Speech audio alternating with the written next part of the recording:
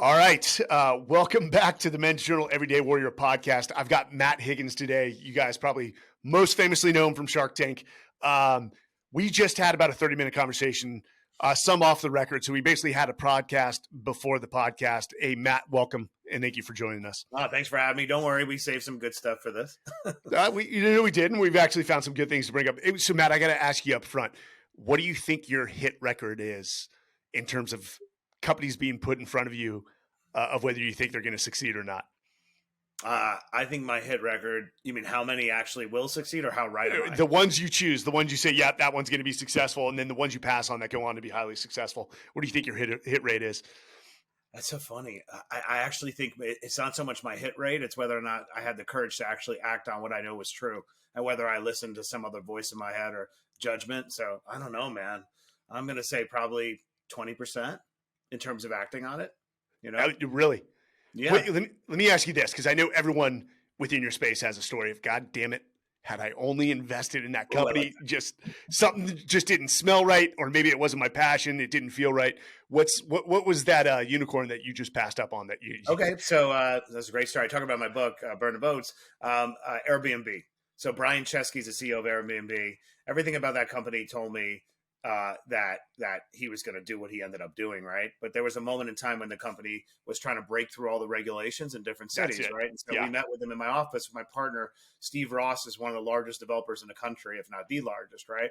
And he had Brian in the room, and rightfully so, was sort of talking about why it was bad for New York and, you know, giving him the speech from a developer's perspective.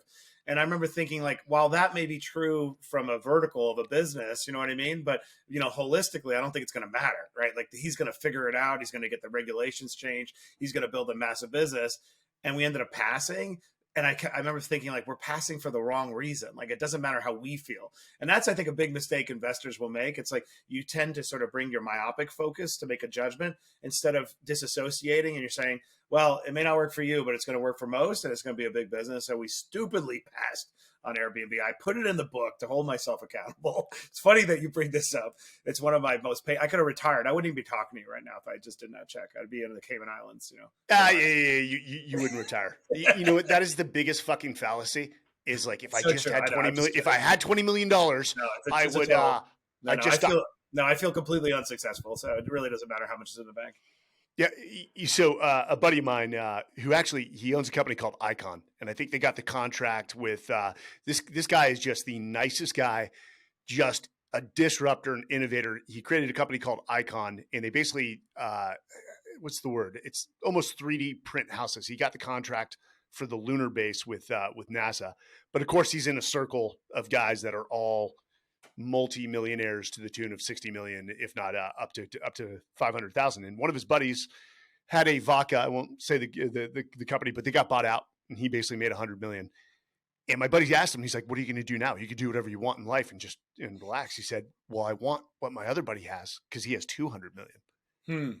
And I find that very interesting. And I don't think it's greed. I'm amazed that he admitted it, by the way. I mean, I kudos to him for admitting something so gluttonous, but I don't, is it gluttonous, or is it like, that's just the next challenge? I don't know. Do I have what it takes? Well, I only say gluttonous. Well, and I guess I'm making a judgment because it's not how I'm wired. I'm wired for the pursuit, right? The whole purpose of my book is that I do think that human beings, they think that we're pursuing winning. What the joy of living is truly in the striving. So I'm in it for the perpetual pain and discomfort. I'm not in it for the byproduct, which is the money, but that's easy to say when you already have a good amount of it.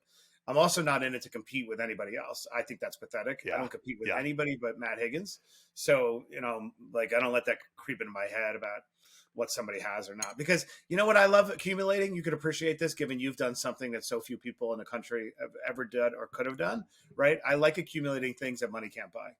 Money can't buy you a spot on Shark Tank, and money can't buy you a spot on faculty of Harvard. So I don't care how much money somebody has. Go do those hard things. Yeah, no, you're right. You know what I found along the way is, like, the destination, you think it's going to provide all this joy, and it doesn't.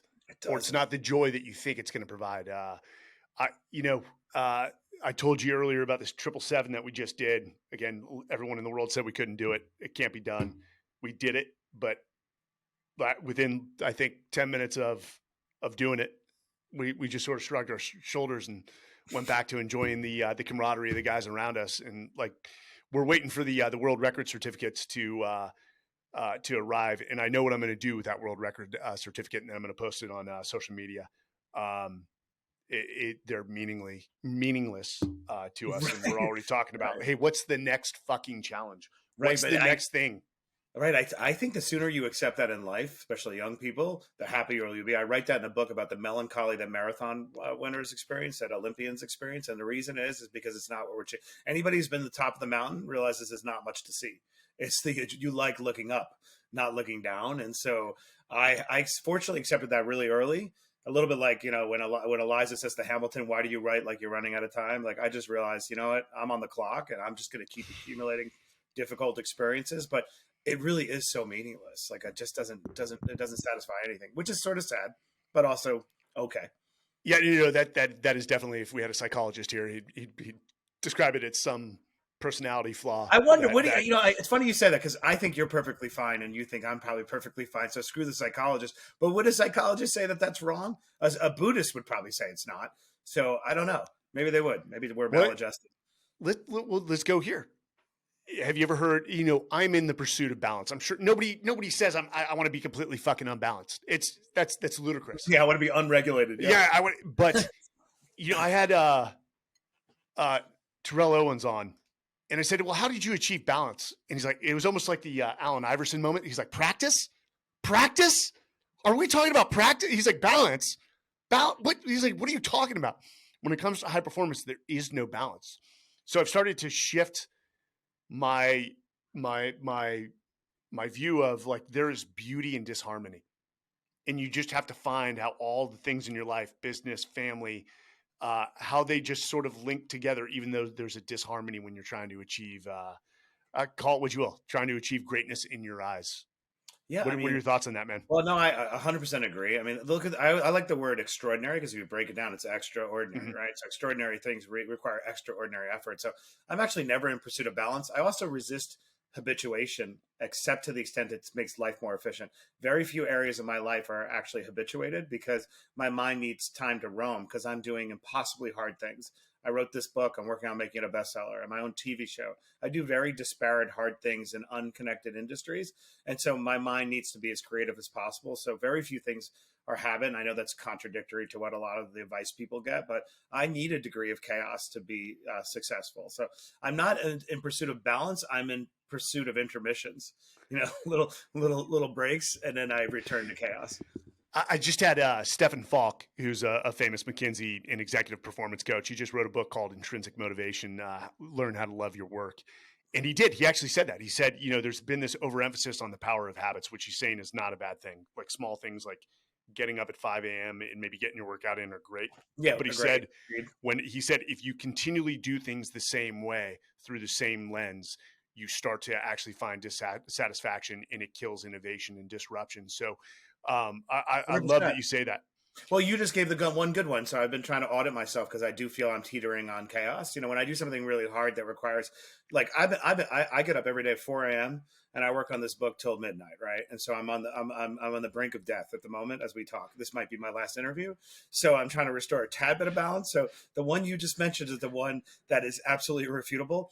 I refuse to allow myself now to turn my phone on until I get to the gym. And I just hit it. And then now the whole time I'm like, I got to turn the phone on. And so that's using the power of habit to make me do something. But other than that, I don't do many things. Who's your measuring stick for whether you're maybe, the wheels are about to fall off? Is it you? Is it family members? Or are you pretty in tune with where you're at mentally? I made the single greatest decision of my life. Had gotten divorced and a degree personally decimated on many levels, right? And had to rebuild my self-esteem. But I ended up meeting my wife online, actually, and she's the greatest force multiplier I've ever encountered, and truly the most regulated, talented human being. So when people are like, who's your mentor? I'm like, that's my wife. Who do you admire the most? This is her. So she is willing to go the distance too. She comes up against the edge of total chaos and can handle it. So if she's sounding the alarm, I know we're definitely screwed. So that is like, but her sleep cycles as it becomes dysregulated like mine. Like, I start seeing her take on water, and then that's it. And other than that, I don't listen to anybody else, because unless they're doing it and they know what it looks like to do it, it's like, you can't possibly tell me, like, unless you're working on writing a book at the same time as teaching at Harvard, you know? So Yeah, that's the honest answer. It's just her or myself. that's pretty accurate. I'd be lying to you if I didn't tell you my wife was in tears and yelling this morning about the pace at which What'd you do? I'm going. I don't want to hear it. It's just we just got back from this 777. I took off the next week. It just my body's not recuperating very well, and she's like, "You just can't do this." And I'm like, "Oh, I know I can't do this, but I will do this." Thank you for the input. That's a conversation. And then I'll provoke. I'm like, "What do you think I'm crazy? Do you think this is crazy?" And she's like, "Nope, didn't say that. If you're good with it, just saying, starting to look a little." Let's be honest. You know, everyone acts a little differently when you're courting someone. That's fair. And then girl and the cool guy. Yeah. And then things start to, be exposed as you date. And then, after you put a ring on it for engagement, you show a little more. And then I think after marriage, there's, the honeymoon phase wears off and you completely show your full, utter self. Well, this is why I 100% agree with you. Caveat. This is why I'm convinced that my wife is a Russian spy, because she has perfected that. She was the cool girl during courtship and remains so as the wife. And I'm like, either this is a very complicated RICO investigation, you're undercover like FBI, or you're a Russian spy, because we're 10 years in. I'm like, when are you going to grow tired of me? This is crazy. We're like Thelma and Louise. We're going to go drive right off the cliff, if somebody doesn't rein it in. But fortunately, and I love that we're talking about this, because we don't talk about it enough in business. No country, no person has ever won a 2-front war. If you have somebody in your foxhole is not on your team, you will fail, no matter what. I know. Too, so I'm sorry to enter into. No. The parallels between business and war or military are so closely aligned. It's not even funny. Yeah. And one of the things too, I had a great professor. This guy is he's a longtime professor at the University of Texas, and he was a Vietnam pilot and actually shot down twice in one day. Which who the hell gets? If I get shot down and I live, I'm probably going to take the day off. He got back in a helicopter, and he talked about how the modern style of business management was derived from the military, especially post World War II, where almost everyone served. But I know you're referring to Napoleon and Hitler, amongst a lot of others who lost on 2 fronts. But the good old U.S. of A. We did it once. We did it well, and we probably would never succeed at it again. But I'm so glad you're honest about meeting your wife online. A lot of people have comments on that. Hey, I met my wife online. You know what I love about these apps is there's an efficiency and effectiveness to it. Because especially for guys that have very little time, and you're getting access to people in this instance, men or women that you wouldn't traditionally run into at a bar. And I think that's freaking awesome. I love this topic because I have her profile somewhere, because I was just talking about this the other day. What's great about going online is you get to sift through reams of data, and you're using the right head, you know what I mean, and making that decision. And so you're using your mind and saying, like, what do you think intellectually, right? Like, what is this person right for me? I always joke with my wife, like, you put together the perfect composite sketch of a cool girl. And I remember on our first date, I said, okay, if this profile is not aspirational and it's actually true, I was like, we're going to have a really good life. And we never had a bad day since. And whereas if I had met somebody in a bar, you're responding to, chemicals or the alcohol, or I think online is amazing.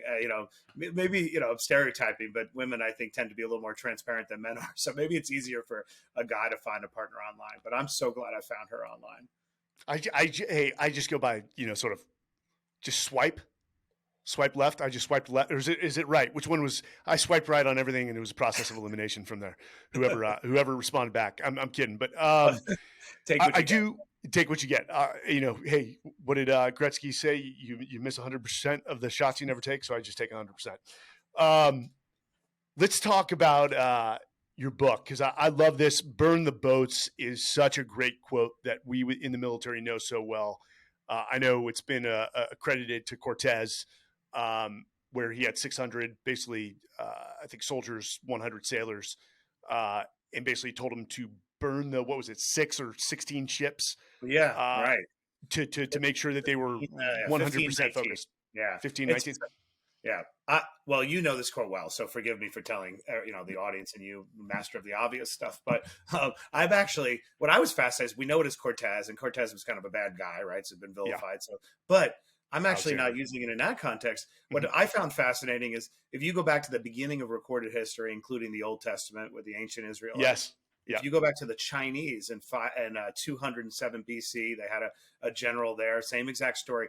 Every culture and every century on earth has the same hero's journey where when a military strategist has their back up against the wall and is outnumbered, they do two things. They eliminate their retreat and they eliminate their food supply so they have no other choice. And so I thought, well, that's interesting. I saw Rex Ryan give a speech in 2011 when I was running the business of the Jets. We worked together. And he was in the room with the players. We were facing the Steelers. We were an underdog. And he gives us, he's a big bear of a guy. His jowls are animating. He gives this speech about Cortez. He burned the boats. These are all like young kids. So they had no idea. Yeah.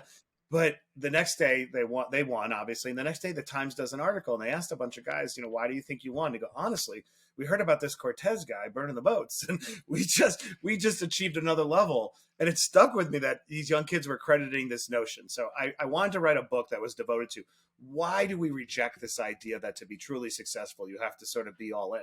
Because this title deliberately provokes a good percentage of people who say, hey, Matt, you're being irresponsible. Like, I got to pay the rent. I got to pay the bills. If you read my book, that's actually not what I argue. I am one of the most anxious, nervous, not, I'm one of the most, right. If you understand what I'm saying, right? Yeah. I have anxiety too, but I process risk at the beginning of my journey so that when I'm going all in, I can remember, hey, Matt, you already thought about what's the worst could happen. Get that out of your head. And you got to focus on being successful. So I wanted to write a book that wasn't as simplistic as like burn the damn boats. It was, what does it take to burn the metaphorical boats in your life that hold you back, internal and external, so you can commit to your potential. Yeah, you just said something. Anxiety. I think my wife is getting annoyed of the fact I come home and I'm like, we've got to tighten down the buckles. By the way, that's what The I do. budget. I do the craziest things. We just got rid of an apartment. I'm like, babe, the world is coming to an end. I'm positive this time. But she's like, I think you're doing okay. I'm like, but it could be gone tomorrow. We got to sell everything. Well, she gets annoyed because the next day I come home and I'm like, we're gonna do so well. She's like, That's what is it? Pick a lane because I'm getting tired of this yo-yo. No. But it is interesting. I love that you just said that, by the way, because we could be so macho and just project that like this is all about confidence. No, we're fallible human beings. We have anxiety. We're taking risk. It's scary. It's about handling that risk and handling that anxiety, managing it.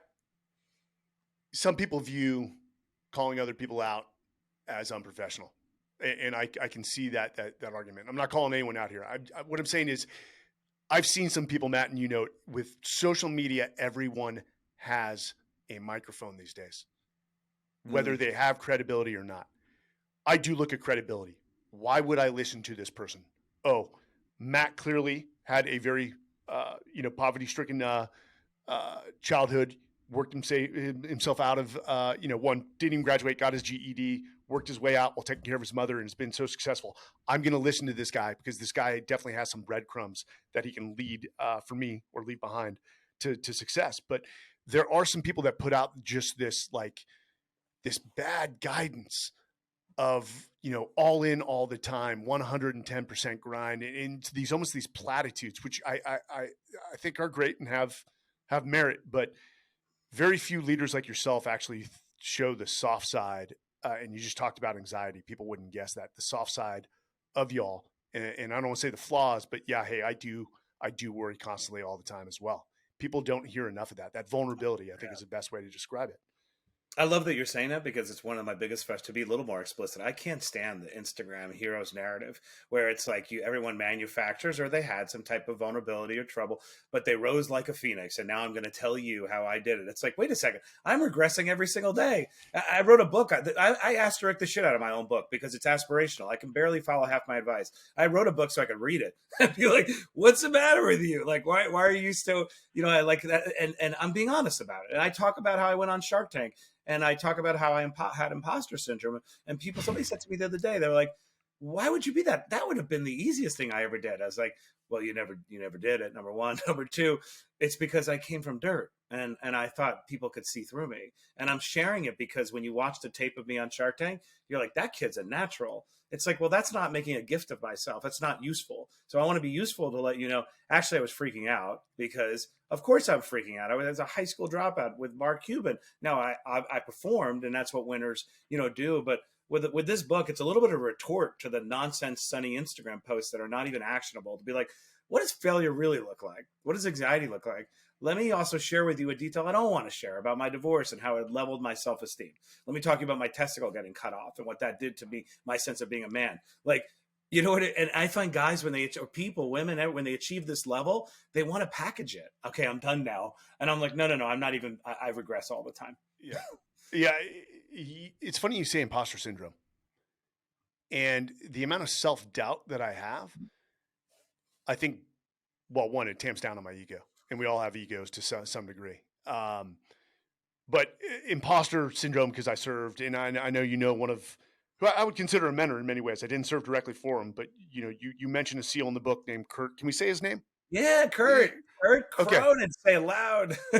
Kurt Cronin, Kurt Cronin had these peers too, and I'll say their names. One, Chris Fussell, because he's the president of McChrystal Group, General Stanley McChrystal's consulting group.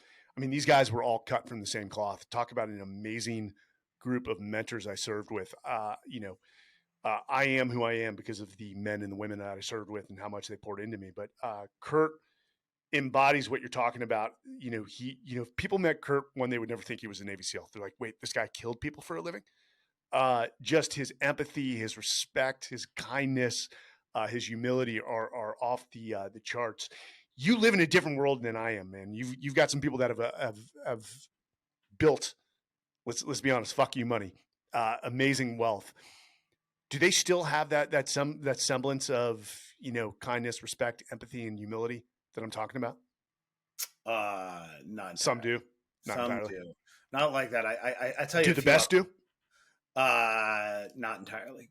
To be honest, it depends on.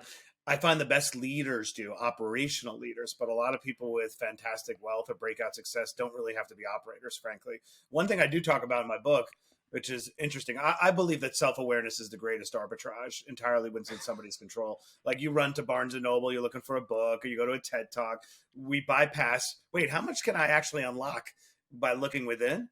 And the reason why I have a cover of a paper boat on my cover, it's a little burning paper boat, just to show you, is because a lot of the issues that we need to deal with, the boats that we need to burn, stem from childhood, these legacy issues that sort of make us heavy.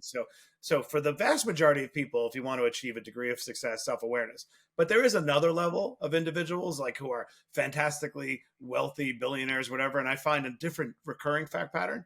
When they win, they absorb that win. And it's like it enhances their self-esteem and their ego and just makes them larger than life. When they lose, they simply expand the definition of what winning looks like to accommodate the loss, almost like they plan to lose. And it doesn't at all knock them off their game, doesn't affect their self-esteem. They barely look at it. I'm neurotic when it comes to analyzing my failures. I want to look at it. I want to extract value from it. And then I kind of move on. But I'm lying if I say it doesn't affect me. These individuals are not affected by it. It's almost like they have a reality distortion field like Steve Jobs. And I'm too intellectually curious to be that. I'll never be probably a multi-billionaire because I don't have that in me. But I'm just being honest. There's a level of delusion around certain types of successful people. They're not really narcissists per se, but they are able to insulate and immunize themselves from failure in a way I couldn't possibly do. I think that's kind of genetic, probably more than anything. But really, it's just noting, yeah. You think it's nature over nurture? I think it's just so abnormal to be so immunized from your own failure. I don't want to call anybody out, but I'm talking like stunning, breathtaking failures, hundreds of millions, like just shit that I'd be like, I can't even leave the house. I feel, so crippled by it. And yet they're like, nah, I meant that. That was good. I'm glad that happened. I'm more like you. I've ended up in the fetal position for a whole day. Exactly. I mean, it's good to be honest about it because, to be honest, I don't want to be that way. I'm too intellectually curious about why I do things. I love auditing my failures and figure out was it knowable. Like the thing that led to me ultimately failing, was it knowable so that I could next time try to avoid it? That's the part that I'm most curious about. And most of the time it was knowable. I am at the intersection of my own failure. The universe gave me multiple opportunities to course correct and I did not take them, which makes me happy because it means the universe is benevolent, but I'm usually at the center of my own failure. There's not a lot of happenstance happening. That so you know, I believe ultimately the greatest mentor in life is not a person, even though they're highly impactful in our lives. Yeah. It's if, as you say, if you actually go through the process of not hiding and auditing your failures, failure is the greatest mentor in life. If you have the ability to candidly say, "Oh yeah, I fucked this up and I did it badly, and this is what I I need to fix agree. And going I agree. forward." That's what's so useless about social media, because we summarize and we sort of fetishize this idea of failure, but we're not honest. Every one of us would like to avoid it. There's a distinction between wishing to avoid it and wishing to win versus wishing to extract value from it when it happens and deciding that it's not useless. And the other point is, the most successful people I meet, no matter what, the number one quality they do have that is typical, now I'm not talking about outliers, is the ability to iterate. That they are the most iterative creatures. They, in other words, they just figure it out. And no PowerPoint looks, similar on day one as it does in year 5, describing the business. And so along the way, the ones who succeed are the ones who iterate. So when I'm looking at a deal or assessing a founder, I'm trying to determine, do they have the capacity to make course corrections along the way? And so what I'm looking for is self-awareness, because then they don't need me to intervene. They intervene themselves. Their brain intervenes. I don't need Matt to tell them they're about to die or their product sucks or that employee's toxic. They take care of it themselves. And so and that's why I go back to self-awareness. But those outlying successful people, they actually don't have a lot of it. They're immunized from it, and Wow. lacking self-awareness immunizes it. It's such a nuanced topic. I wish I could do a whole book on it, but so I'm caveating my point on self-awareness because there is a level of greatness that actually doesn't possess it. That's interesting. So this one behind me is my second book. Did you find writing the book to be more cathartic for you than maybe it was intended to be impactful for others? I did. I really, I found it incredibly cathartic because, similar to you, I'm so hard on myself, and I'm constantly trying to make sure I'm being accurate. Like, is this true? Do I live with this? How do I now asterisk this subpoint to make sure that I'm not hurting somebody by acting like I got to figure it out? I mean, Mhm. like, it really, and then engineering an outcome. I think a lot of successful people who write books think it's a vanity project. And I approach this by saying, one, nobody gives a shit about your story because they're busy and they don't, and they shouldn't. And two, when you spend $30 on a book, like you're doing it to create value. I have an obligation to give you at least a 5x return on that $30. Yeah. So it's how I approach my class at Harvard too. How do I give you a 5x return? And so I found it was such an act of imposed discipline to try to hew as closely the truth as possible. The parts that were not true about my book are when I airbrushed other people. And I felt like that's a fair choice to make. And sometimes it felt inauthentic when I read the stories. And I have people who know the people in the book, like, but you don't mention when they're, I'm like, I know, but I'm extracting. I only do that to myself. I don't do that to others. And so Yeah. it was really cathartic. But you appreciate this. Selling it has been the most humbling experience. Like, I feel so in touch with all the people who've worked for me over the years who are salespeople, because it is so grueling and grinding that I'm grateful to have experienced just how hard it is to sell your own product, which I've never done in my life. I've never sold anything. I only own things. So I'm grateful for that, although beat up. You see, here's the thing I can't do. I've done no promotion for this thing whatsoever. There's just something that feels. But is that because of the sort of self-doubt in you is kind of is undermining? It's a one. This book, which I focused on, I told, even when I come in and speak about leadership and culture for companies, it's through the lens of third parties or people I knew. I tell their stories. I told about what I watch great leaders do, not necessarily what I've done. But if I do talk about me whatsoever, it's about my wildly embarrassing failures Hmm. of where I should have known better. And I did learn a valuable lesson, but it's very hard. This is what I have noticed. I will never be comfortable with selling myself. It Well, just let's doesn't stay with feel that for a right. second, because my book Yeah. follows a similar pattern to Yeah. your book. How much do you think that that's our own self-doubt, imposter syndrome, creeping into our Hi. writing style? Hi. Hi, It's but you high. know what? But can I be honest? I'm okay with that. like, I don't really give a shit about my story. I just don't. I care. I look at myself as a vessel to transmit certain truisms about the universe. And I look at the hard things I experienced watching my mother die, powerlessness. I look at that as useful only insofar as it inspires another individual to do something about it. I just not constructed that way. So while some of it is kind of, ill at ease with my own accomplishments like you, I think I'm okay with it. It sounds like you're Yeah. okay with it too. Like, whatever, you know. If somebody is impacted by the book, like I'll tell you what, the greatest return on investment is not what money comes from Amazon into the bank. It's when somebody sends an email and says, "Hey man, I took away these 2 points. Thank you so much." I'm like, that warms me. It No, warms my soul. And I when know you're going to you get, say that, like, I honestly, I could not care. I mean, I don't let the bad reviews hurt, right? yeah, Because yeah, you're yeah. human. But the object of the exercise is for a random person, maybe on the margins, who thinks the die is cast, reads my crazy story, because now you can't see me as the white blue-eyed guy on Shark Tank who teaches at Harvard, who you presumed grew up on third base. You're like, wow, you grew up in a roach motel, and yeah, you got here. If that person sees themselves in my book and they send me that email, it almost makes me want to pass out. It's so extraordinary. Like, It is. everything else does not compare to that. When people say, why do you keep saying this is your most important project? I'm like, what's more important than reaching across the divide to a person sitting there Yeah. who grew up in dysfunction, being like, damn, Matt, like, didn't think I could pull it off, but you gave me a reason. I love that you and I are talking like this. This is not hyperbole. This is not bullshit. Like, that is the single most important thing that I think I could ever do with my life. And sort of it completes the journey. So I can't wait till that happens. I'm so sick of, like, waiting, like, I want the referendum to come back. Like, did it work? Did I succeed? Did I impact you? I can't wait to read your book, by the way, because now I feel like if you can't sell yourself, I'm going to fucking work hard to sell you. I appreciate that. But see, the problem is when guys like Kirk Cronin, like I was an idiot compared to Kirk Cronin. That guy talks on a different level, and I'm like, what? So I let's highly doubt that, but let's if you don't mind for a few minutes, I want to get into sort of the meat and potatoes. yeah. So Sun Tzu talked about something similar. If you put a soldier on death ground, and they have no other option, they will fight like just banshees.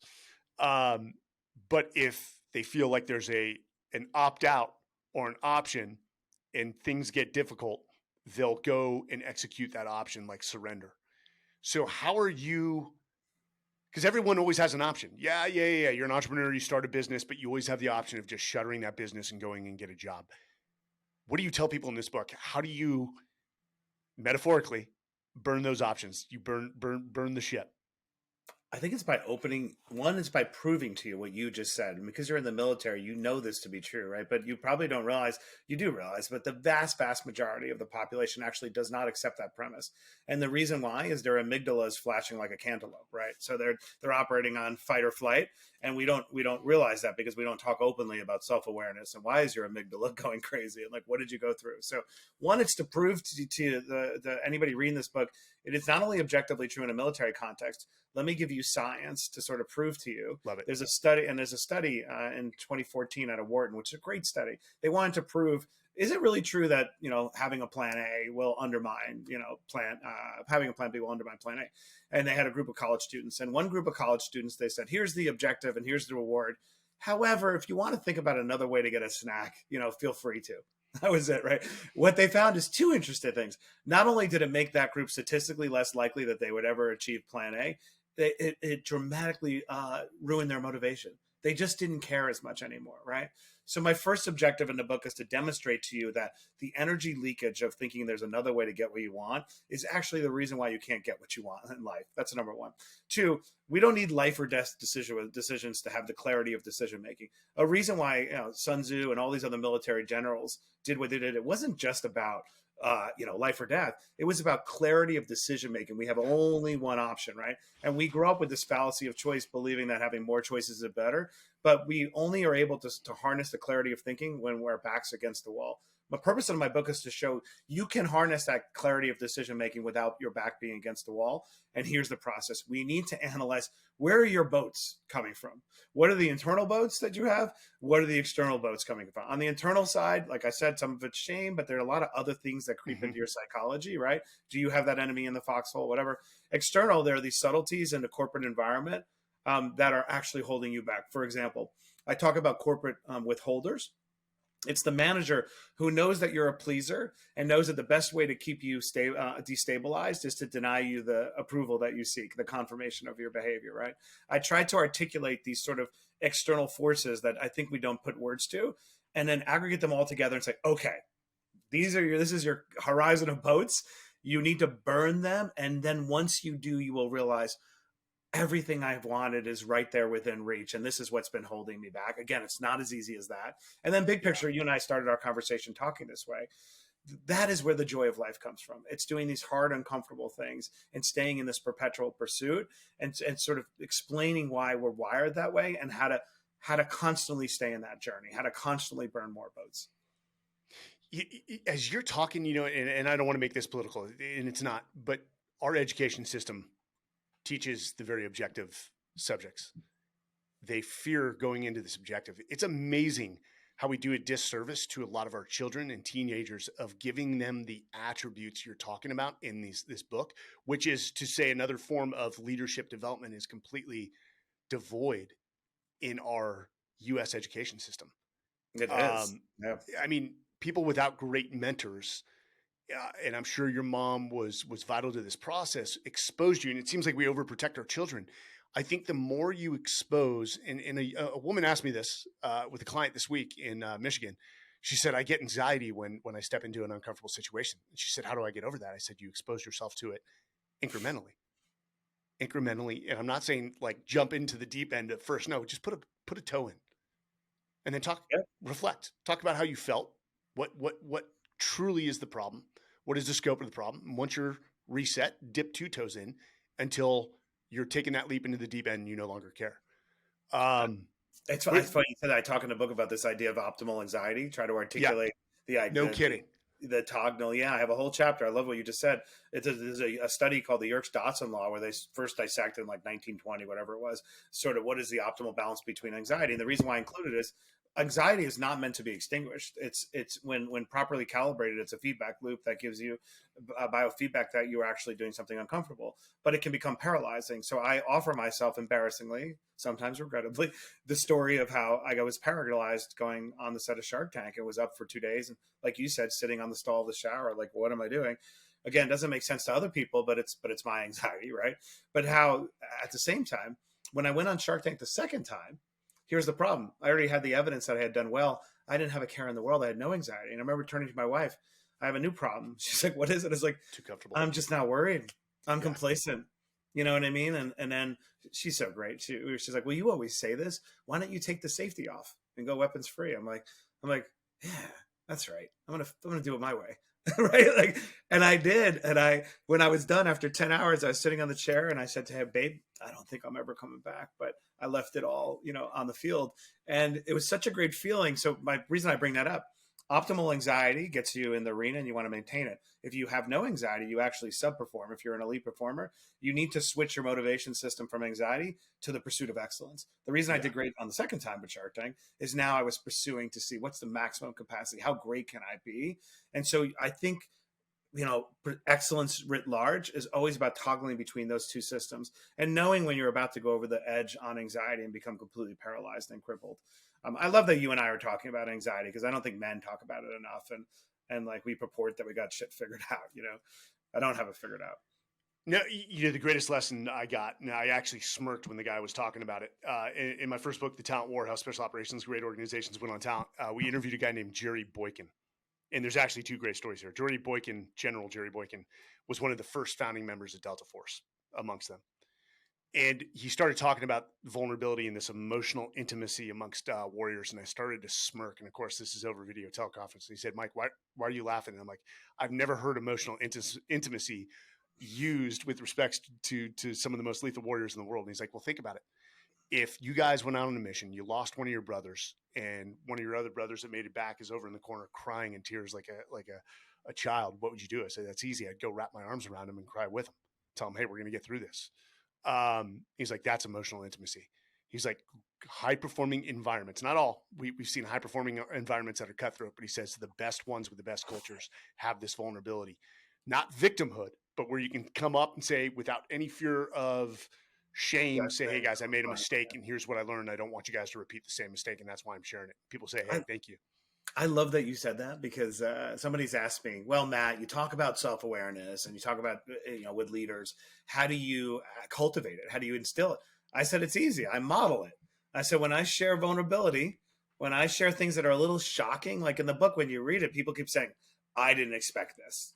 Like, I didn't expect to open up to the Roach Motel, mom dying. I didn't expect the part on, the divorce, whatever. I was like, well, I'm modeling shedding shame and I'm creating vulnerability in people, unless you're a narcissist or a sociopath. Those two do not respond to the modeling, right? They don't mirror because, again, the mirror doesn't matter, right? They don't even see you. But other humans who are normal, they then reciprocate and they unburden themselves, and you could sort of see it. It's also a good proxy when you overshare, otherwise known as TMI. Yeah, yeah. If the other person doesn't meet you.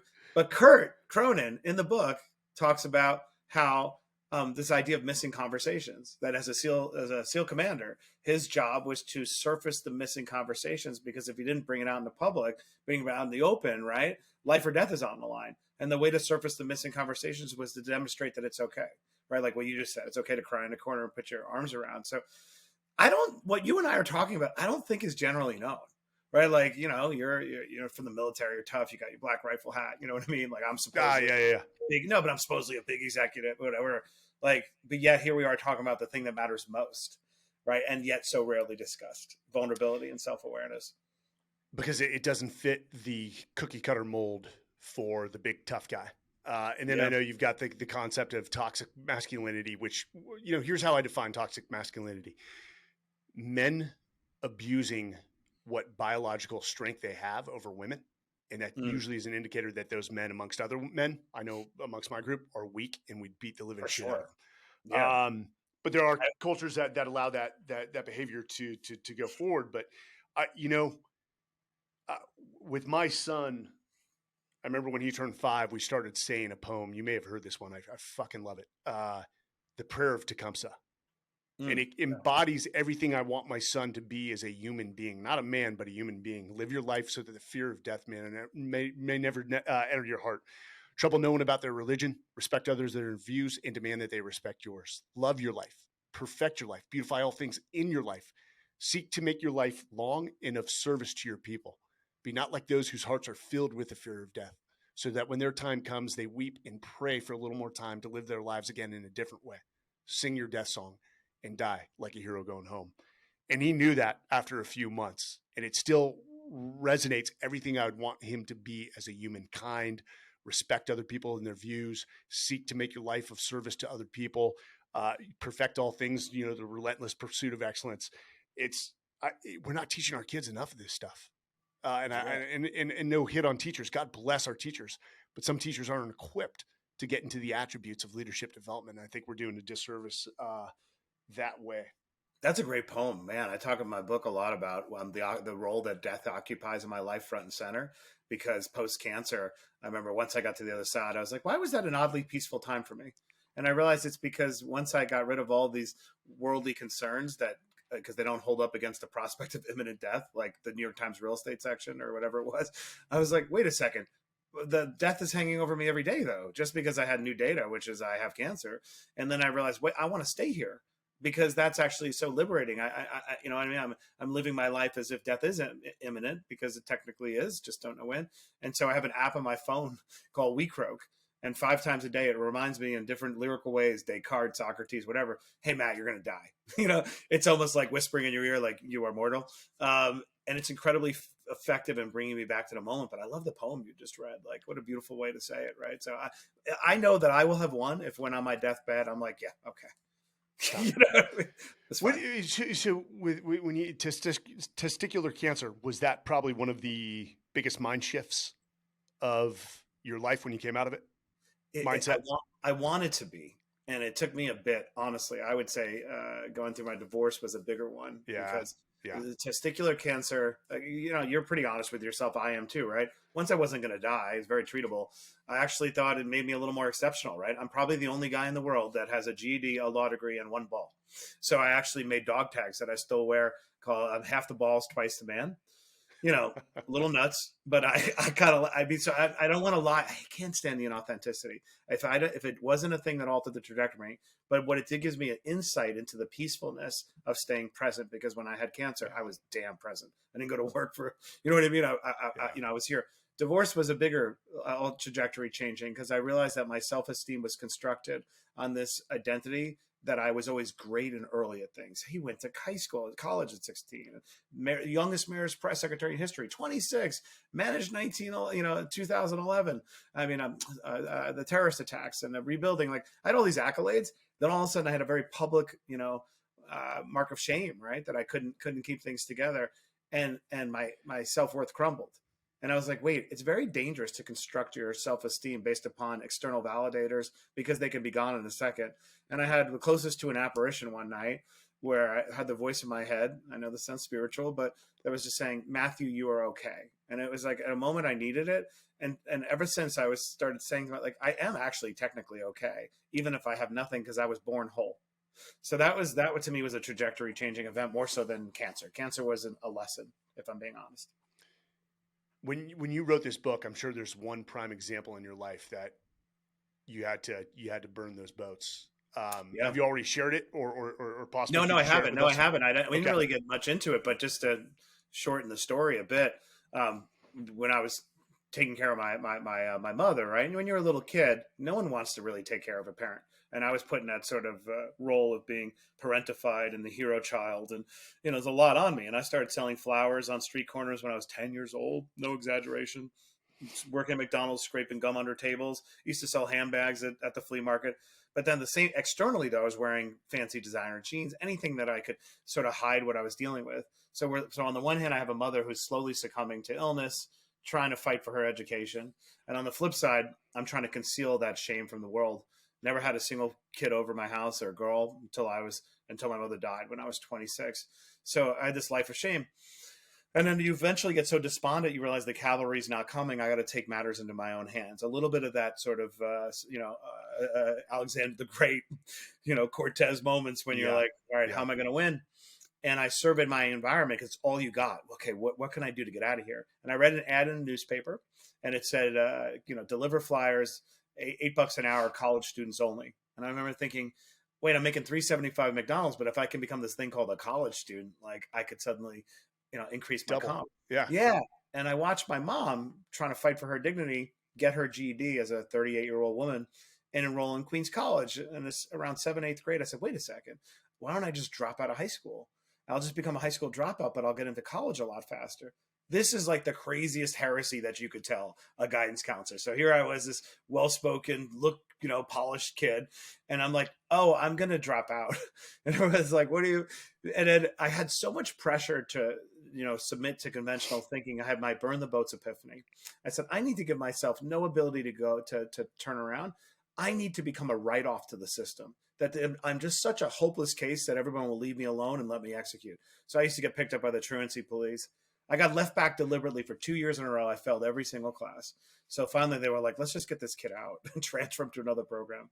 I dropped out when I was 16 years old. I enrolled in college, and I went to my high school prom as president of my debate team. And I remember the look in my teacher's eyes at that moment. It went from a degree of pity and a degree of derision to admiration and respect. And so that was my burn the boats moment that did two things. One, it told me, screw conventional wisdom. When people don't have the context of your life because you're hiding it, or they don't know any better, their inputs are actually very corrosive.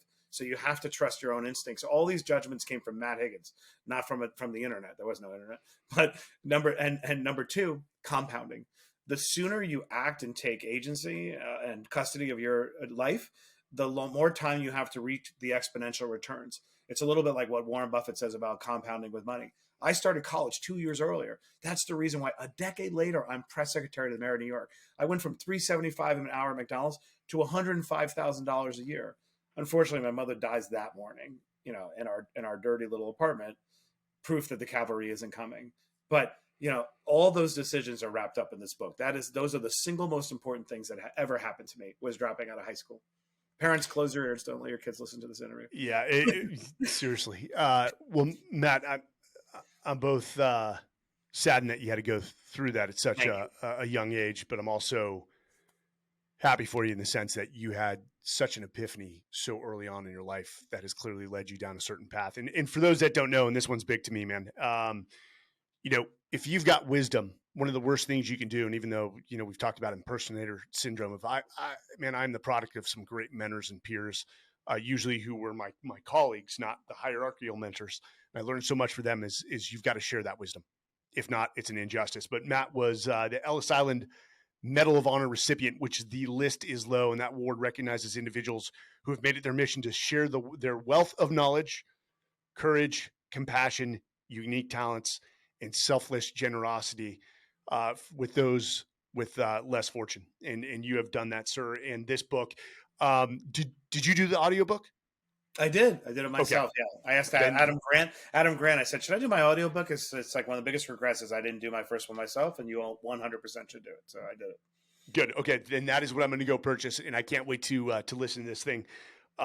There isn't a book you can't learn from if you keep an open growth mindset. And I definitely know, given your background and your experience, there's a whole lot more than one thing I'm going to learn. Matt, I can't thank you enough for joining us. Please go purchase the book.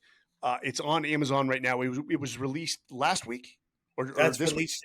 I guess released when this interview airs on February 14th, Valentine's Day. The gift of love. Yeah. Okay, so it's right around the corner. Which thank you for the reminder on Valentine's Day. And guys, if you haven't remembered when this comes out, it's too late. You're screwed.